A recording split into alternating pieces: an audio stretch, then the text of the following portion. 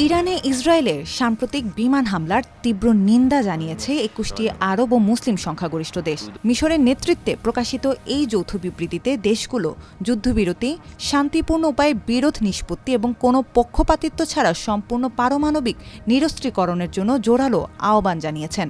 ১৬ June মিশরের সরকারি বার্তা সংস্থা মেনায়ের বরাতে এক প্রতিবেদনে এ তথ্য জানিয়েছে তুরস্কভিত্তিক সংবাদ মাধ্যম আনাদুলো এজেন্সি। মিশরের সরকারি সংবাদ সংস্থা মেনা জানায়, ১৬ জন প্রকাশিত এই বিবৃতি আঞ্চলিক ও আন্তর্জাতিক অঙ্গনে কূটনৈতিকভাবে ব্যাপক গুরুত্ব বহন করে, বিশেষ করে এমন এক সময়ে যখন ইসরায়েল ও ইরানের মধ্যে সংঘাত ভয়াবহ রূপ নিচ্ছে। এই যৌথ বিবৃতিতে স্বাক্ষরকারী দেশগুলো হলো মিশর, সৌদি আরব, সংযুক্ত আরব আমিরাত, Qatar, Bahrain, Oman, Kuwait, Jordan, Iraq, Libya, Sudan, Algeria, Mauritania, Somalia, Djibouti, Chad, Gambia, Comoros, Brunei, তুরস্ক ও পাকিস্তান। দেশগুলোর পররাষ্ট্রমন্ত্রীরা ওই বিবৃতিতে মধ্যপ্রাচ্যে উত্তেজনা বৃদ্ধিতে গভীর উদ্বেগ প্রকাশ করেছেন। এই বিবৃতিটি মিশরের পররাষ্ট্রমন্ত্রী বদর আবদেলাত্তির অঞ্চল জুড়ে তার প্রতিপক্ষের সঙ্গে পরামর্শের পরের উদ্যোগের ফলাফল।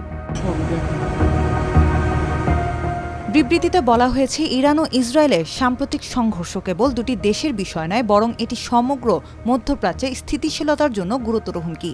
তাই অবিলম্বে যুদ্ধবিরতি এবং উত্তেজনা কমানোর জন্য প্রয়োজনীয় পদক্ষেপ নিতে হবে। ইসরায়েলের সাম্প্রতিক হামলা আন্তর্জাতিক আইন ও জাতিসংঘ সনদের লঙ্ঘন। এতে আঞ্চলিক অখণ্ডতা ও সার্বভৌমত্ব ক্ষুণ্ণ হয়েছে। মধ্যপ্রাচ্যকে পারমাণবিক ও গণবিধ্বংসী অস্ত্রমুক্ত অঞ্চল হিসেবে গড়ে তোলা জরুরি।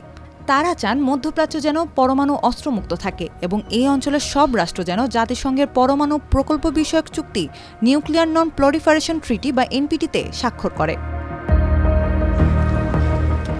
এই দাবির মাধ্যমে পরোক্ষভাবে ইসরায়েলের প্রতি চাপ সৃষ্টি করা হয়েছে। যেহেতু দেশটি এখন পর্যন্ত এনপিটিতে স্বাক্ষর করেনি, তাই ধারণা করা হয় তাদের কাছে পারমাণবিক অস্ত্র রয়েছে। গত ১৩ জুন থেকে শুরু হওয়া ইরান ইসরায়েলের সংঘাতে ইরানের সামরিক ও পারমাণবিক স্থাপনাগুলোতে হামলা চালায় ইসরায়েল। ইরানের দাবি, এই হামলায় এখন পর্যন্ত ২২৪ জন নিহত ও ১,০০০-এর বেশি আহত হয়েছেন। পাল্টা প্রতিক্রিয়ায় ইরানও ইসরায়েলে ক্ষেপণাস্ত্র নিক্ষেপ করেছে, যার ফলে ইসরায়েলেও অন্তত ২৪ জন নিহত হয়েছেন।